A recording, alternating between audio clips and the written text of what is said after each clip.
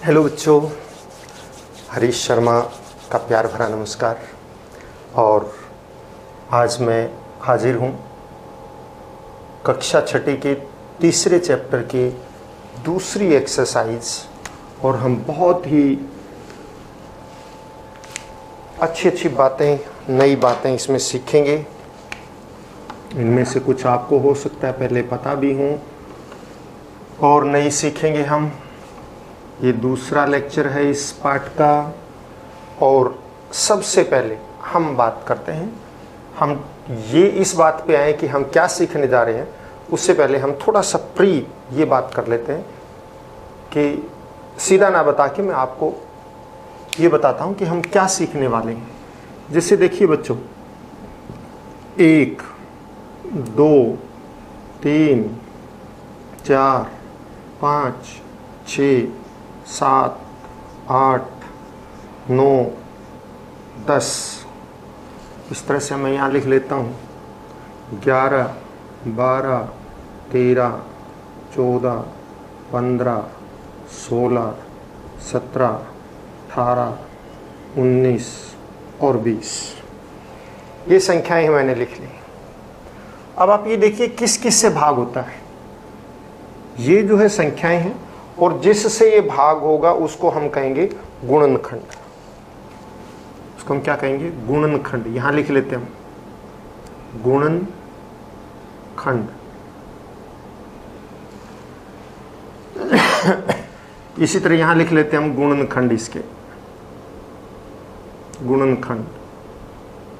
और ये क्या है? संख्या।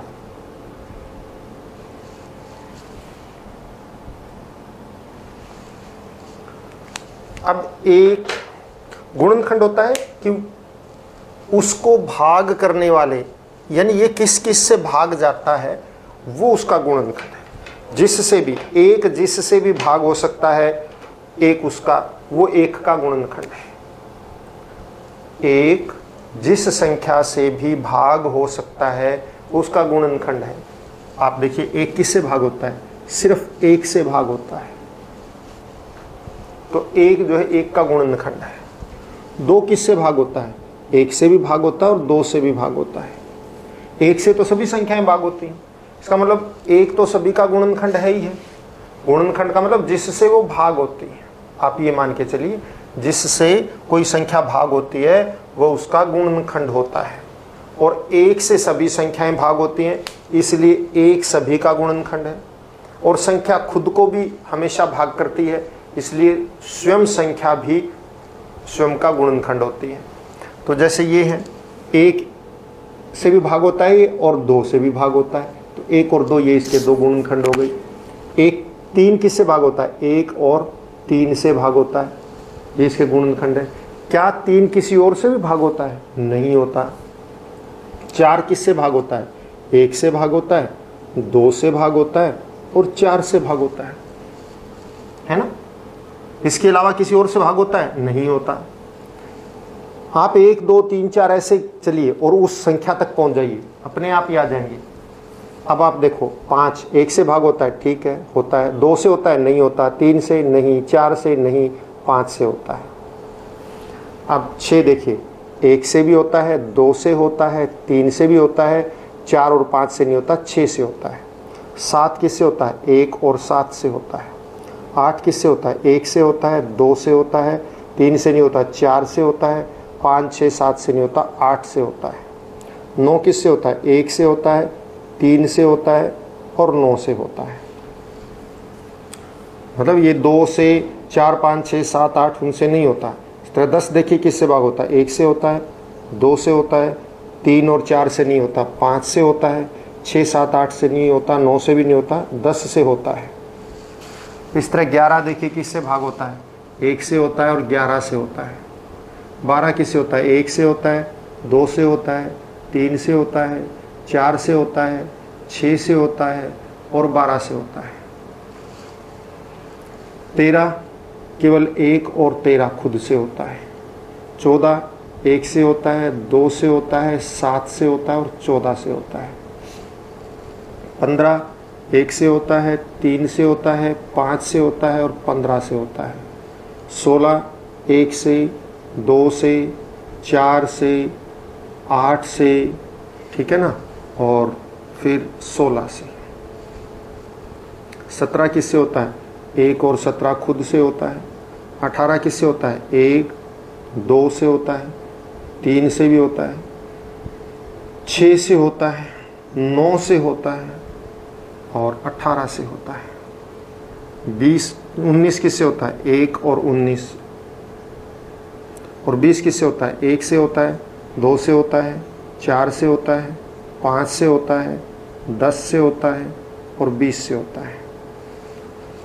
ये गुण, ये जिनसे ये भाग होते हैं, ये गुणनखंड कहलाते हैं। अब आप देखिए, जिस संख्या के केवल 2 गुणनखंड हैं या केवल 1 गुणनखंड है, एक तो सिर्फ 1 का ही होता है, बाकी हर संख्या के कम से कम 2 गुणनखंड होते हैं, एक 1 और दूसरा वो संख्या स्वयं। ये 2 गुणनखंड जरूर होते हैं। कौन कौन से? एक तो 1 और दूसरी संख्या स्वयं, ये गुणनखंड होते हैं। और जिनके 2 गुणनखंड हो केवल, यानी कि 1 और स्वयं संख्या, सिर्फ यही गुणनखंड हो, उनको हम बोलते हैं अभाज्य संख्या। क्या बोलते हैं उनको? अभाज्य। कौन सी? जिस संख्या के केवल 2 गुणनखंड हों, 1 और वो संख्या खुद। ये देखिए कौन कौन से ऐसे जिसमें 1 और संख्या खुद, ये है, ये है, ये है, ये है, इसके अलावा ये आगे गया, ये हो गई, यानी कि 11। मैं यहाँ लिख देता हूँ 2, 3, 5, 7, 11, 13, 17, 19। अब आप कहेंगे 1 छोड़ दिया। 1 का केवल 1 गुणनखंड है। भाज्य अभाज्य हम इन संख्याओं को नहीं लेते। भाज्य अभाज्य हम कम से कम उन संख्याओं को लेते हैं जिसके कम से कम 2 गुणनखंड हो, 1 और वो खुद। तो 1 को भाज्य और अभाज्य में नहीं लिया जाता। तो भाज्य अभाज्य संख्याओं की बात करें तो वो 2 से शुरू होती हैं, इसलिए 2 से लेंगे। 2 से ही शुरू होते हैं तो 2 से लेंगे। तो ये जो संख्याएं जिसकी गुणनखंड 2 हैं, एक तो 1 और एक वो संख्या स्वयं, यानी संख्या स्वयं और 1, यही 2 गुणनखंड होते हैं। उनको हम क्या बोलते हैं? अभाज्य संख्या।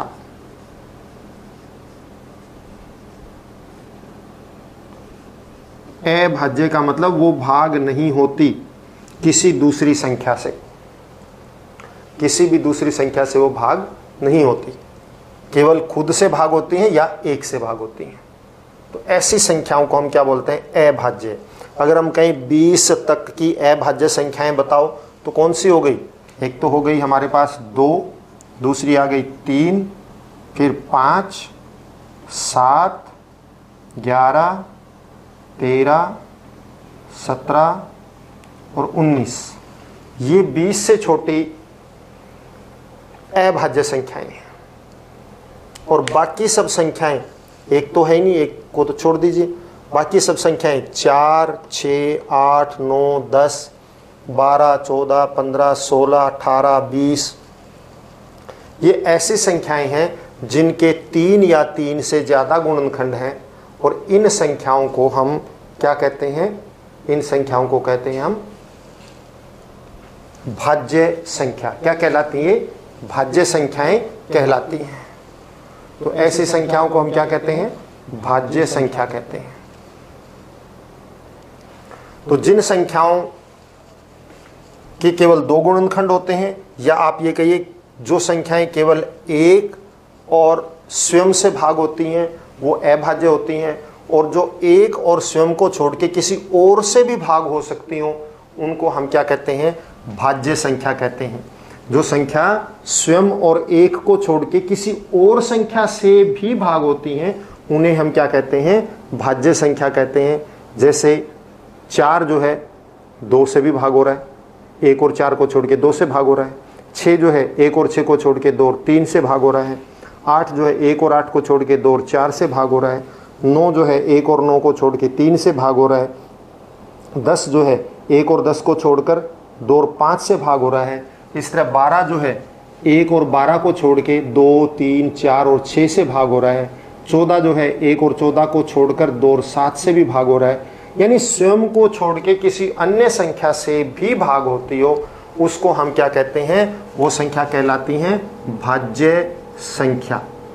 क्या कहलाती है वो? भाज्य संख्या। और भाज्य संख्या के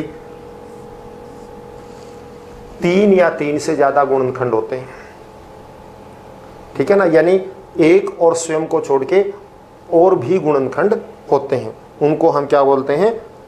भाज्य संख्या कहते हैं।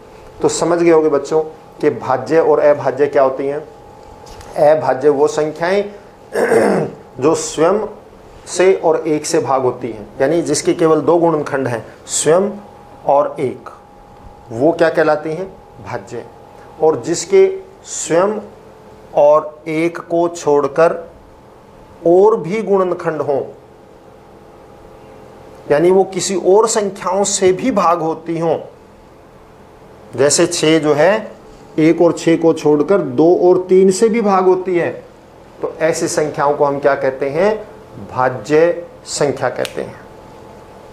इसके अलावा हमारे पास हैं सम और विषम संख्याएं। सम संख्याएं कौन सी होती हैं और विषम कौन सी होती हैं?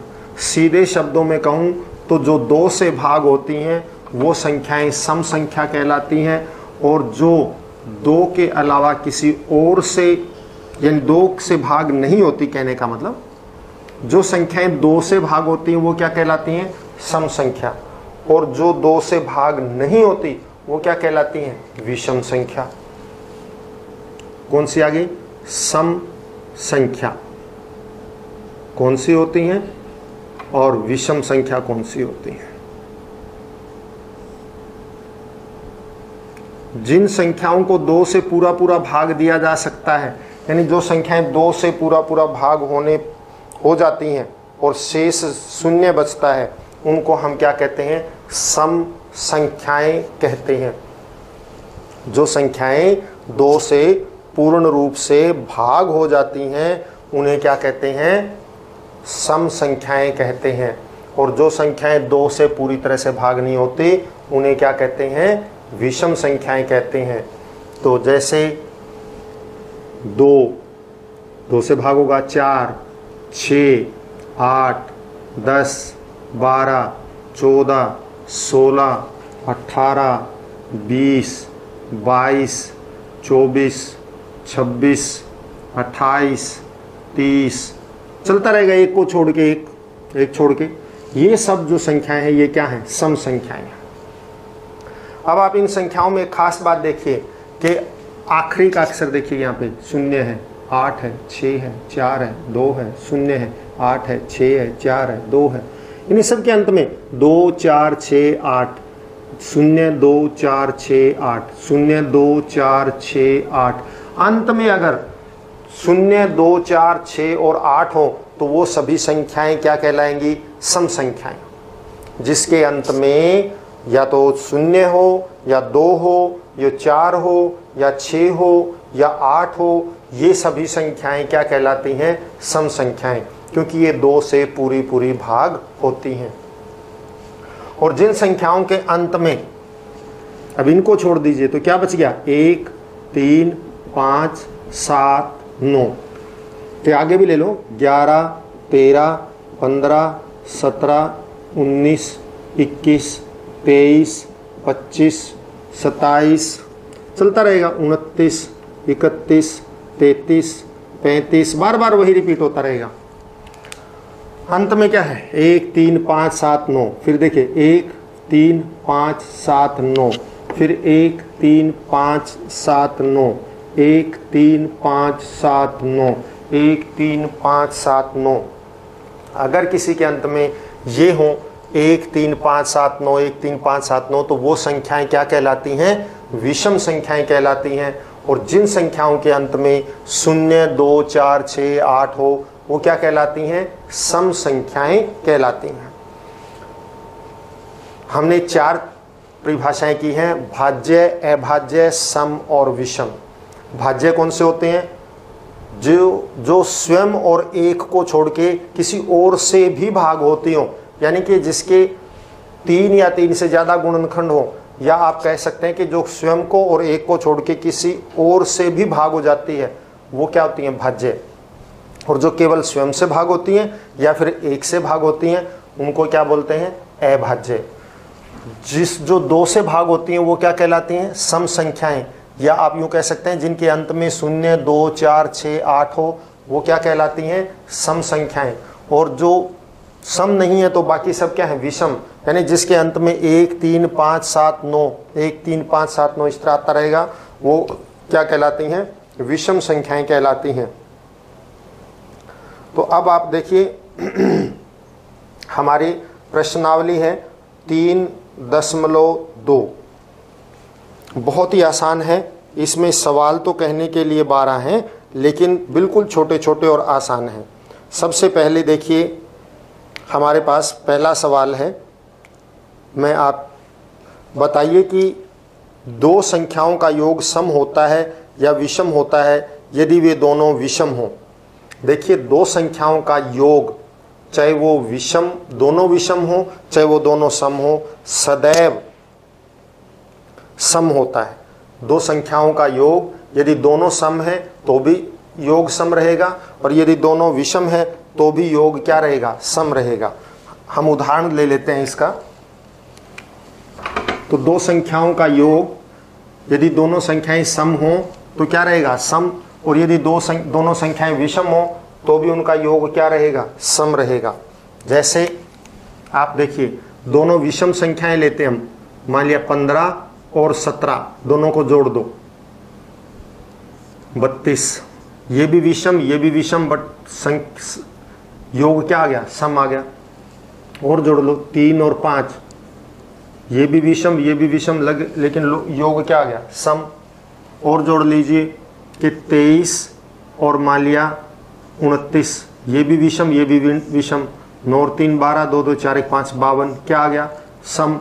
यानी जब भी विषम संख्याओं को जोड़ेंगे, 2 विषम संख्याओं को जोड़ेंगे, 2 विषम संख्याएं, सिर्फ मैं आपको 2 के लिए कह रहा हूं, 2 विषम संख्याओं को जोड़ते हैं तो उत्तर जो है, योग जो है क्या आएगा? सम आएगा।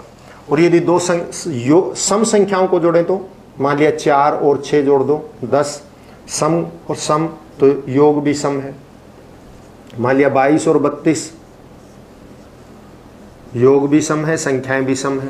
किसी भी 2 सम संख्याओं को जोड़ेंगे तो भी योग सम आएगा, और 2 विषम संख्याओं को जोड़ेंगे तो भी योग जो है क्या आएगा? सम आएगा। मैं आपको दूसरा सवाल लेता हूं कि दूसरे सवाल में क्या है, बताइए कि निम्नलिखित में से कौन सा कथन सत्य और असत्य है। ये मैं आपको दिखा देता हूं सवाल, ताकि आप इसको, अगर आपके पास नहीं है तो आप इसको नोट कर लें, और आपको जो है बाद में ये पहला और दूसरा सवाल मैं आपकी स्क्रीन पे ला रहा हूं। तो एक बार आपकी स्क्रीन पे ये पहला और दूसरा सवाल आ गया है। आप इन सवालों को, इनको आपने कॉपी पे उतारना है, और इसी के आगे आपने बताना है कि कौन सा कथन सत्य है और कौन सा कथन असत्य है। मैं आपको ये कथन सत्य और असत्य उदाहरण देकर बताता हूं 2, और मैं अगले सवाल भी आपकी उस पर रख देता हूं। 3 से लेके 10 तक ये सवाल फिर आपकी स्क्रीन पे आप नोट कर लीजिए, ताकि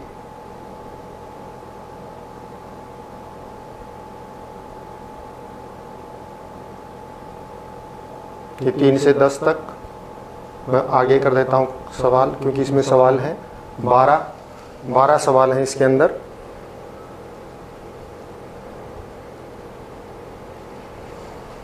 ये 12 के 12 सवाल आपकी स्क्रीन पे आ जाएं, ताकि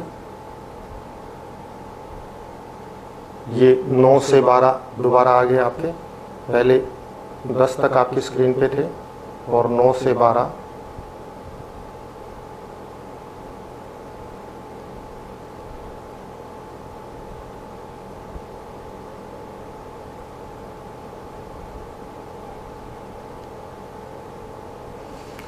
ये सवाल बिल्कुल ओरल और छोटे छोटे सवाल हैं और ये आपको अभी बताए जाएंगे। हाँ जी,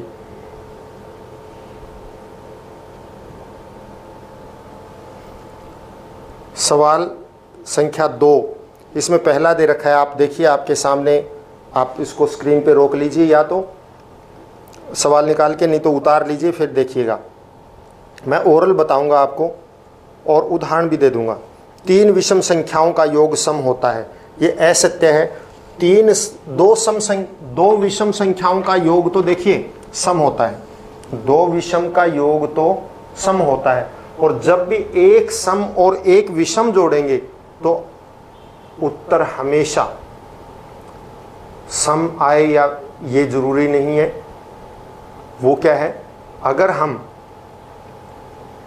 एक सम और एक विषम जोड़ते हैं तो उत्तर विषम आता है, सम नहीं आता है। तो हम अगर 3 को जोड़ेंगे, आपको पता है 2 को जोड़ने पे सम बन गया, फिर इसमें विषम जोड़ेंगे तो उत्तर क्या बन जाएगा, विषम बन जाएगा। तो इसलिए 3 विषम संख्याओं को, मान लिया जैसे 3, 5 और 7 जोड़िए, 8 और 7 15, क्योंकि 2 को जोड़ने पर तो क्या बन गया, सम बन गया। 5 और 3 8, ये सम हो गई और ये विषम। तो 5 और 3 8 और 7 15, तो 15 क्या है, विषम संख्या है। ये तीनों क्या है, विषम संख्याएं हैं। कहने का मतलब यह है, यदि 2 विषम संख्याओं को जोड़ते हैं तो सम संख्या आती है, 2 सम संख्याओं को जोड़ते हैं तो भी क्या आती है, सम आती है। लेकिन एक सम और एक विषम को जोड़ते हैं तो उत्तर हमेशा विषम आता है। एक सम और एक विषम को जोड़ेंगे तो उत्तर क्या आएगा, हमेशा विषम आएगा। तो अब आप देखिए अगला सवाल, अगला इसमें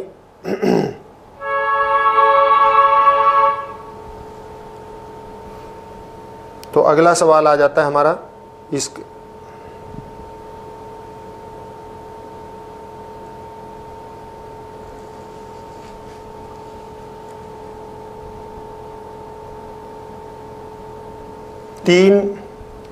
इस तरह से 3 को जब भी जोड़ेंगे, क्योंकि 2 को जोड़ने पे सम बन गया, सम में एक विषम हो जाएगा तो क्या बन जाएगा, विषम संख्या ही बनेगी।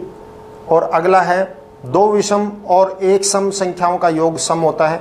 हाँ, 2 विषम और एक सम का योग सम होगा। जैसे हमने 2 विषम कर ली, 3 + 5, उसमें एक सम संख्या 8 जोड़ दी, 5 और 3 8 और 8 क्या बन गया, 16, तो योग भी क्या आया, सम आया। तीसरा, 3 विषम संख्याओं का गुणनफल विषम होता है, 3 विषम संख्याओं का गुणनफल भी विषम होता है, ये भी ठीक है। यदि किसी सम संख्या को 2 से भाग दिया जाए और भागफल सदैव विषम होता है, नहीं, ये गलत है। यदि किसी सम संख्या को, कोई भी सम संख्या मान लिया 18 ले ली, 2 से भाग करेंगे तो उत्तर ये तो क्या आ गया, भागफल सदैव क्या है, इसमें तो ये विषम आ गया। लेकिन अगर हम 12 से भाग करते हैं 2 से, तो 2 × 12, ये क्या आ गया, सम आ गया। तो ये सम भी आ रहा है और विषम भी आ रहा है, सदैव विषम नहीं आता है, ये गलत है। इसके बाद सभी अभाज्य संख्याएं विषम होती, नहीं, सभी अभाज्य संख्याएं विषम नहीं होती। 2 एक अभाज्य संख्या है और जो सम है। हाँ, लेकिन केवल एक यही ऐसी संख्या है जो सम है और अभाज्य है, बाकी सब 2 को छोड़कर बाकी सब अभाज्य जो है वो विषम होती हैं। लेकिन सभी अभाज्य विषम नहीं होती। अभाज्य संख्याओं के गुणनखंड नहीं होते, गलत। अभाज्य संख्याओं के गुणनखंड होते हैं। जैसे हम अभाज्य संख्या 13 ले लें तो इसके 2 गुणनखंड है, 1 और 13। तो अभाज्य संख्याओं के 2 गुणनखंड होते हैं हमेशा, एक वो स्वयं और एक 1 होता है। इसके बाद 2 अभाज्य संख्याओं का योग सम होता है, 2 अभाज्य संख्याओं का योग सम होता है। देखिए, 2 अभाज्य संख्याओं का जो योग है वो सम हो, ये आवश्यक नहीं है। वैसे जितनी भी अभाज्य संख्याएं हैं उनका योग सम आता है, लेकिन 2 एक अभाज्य है और 3 भी अभाज्य है, इसका योग जो है क्या बन गया, विषम बन गया। तो ये सदैव सत्य नहीं है। केवल 2 ही एक सम अभाज्य संख्या है, बिल्कुल ठीक है। सभी सम संख्याएं भाज्य संख्याएं हैं, सभी सम संख्याएं भाज्य नहीं है। 2 एक सम संख्या है लेकिन ये भाज्य नहीं है, ये अभाज्य है। 2 सम संख्याओं का गुणनफल सदैव सम होता है, 2 सम संख्याओं का गुणनफल हाँ सदैव सम होता है, ये बिल्कुल सही है। आप ये 2 सवाल करेंगे और एक तीसरा सवाल है इसमें, 13 और 31 2 अभाज्य संख्याएं हैं, एक 13 और एक 31। मैं ये सवाल और आपको दे रहा हूँ और आपने ऐसा ही सवाल अपनी तरफ से करना है। 13 और 31 तीसरा सवाल है, 2 अभाज्य संख्याएं हैं, 1 और 3 से मिलके बनी है दोनों। इसी तरह से 100 तक की अन्य संख्याओं का युग्म ज्ञात कीजिए। और ऐसी कौन सी संख्याएं हैं 100 तक जो 2 से ही बनी हो, जैसे आप कह दूं 37 और 73 ये भी है, तो आपने और भी ऐसी संख्याएं ढूंढनी है ये। और चौथा सवाल है इसमें, 20 से छोटी सभी अभाज्य संख्याएं अलग लिखिए। 20 से छोटी अभाज्य जैसे 2, 3, 5, 7, 11 ये आपने खुद लिखनी है। और 1 से 10 के बीच सबसे बड़ी अभाज्य संख्या लिखिए। आपसे 1 से 10 के बीच में देखिए 1, 2, 3, 4, 5, 6, 7, 8, 9, 10, यहाँ से यहाँ तक सबसे बड़ी अभाज्य। तो आप देखो ये भाज्य है या अभाज्य, ये तो भाग होती है, भाज्य है, ये भी भाज्य है, तो आपने खुद बताना इसमें कौन सी अभाज्य है। तो ये सवाल आपने 5 करने हैं और आपने पिछला काम पूरा कर लिया होगा, नहीं किया है तो आप पूरा कीजिए। घर पे रहें, स्वस्थ रहें। धन्यवाद।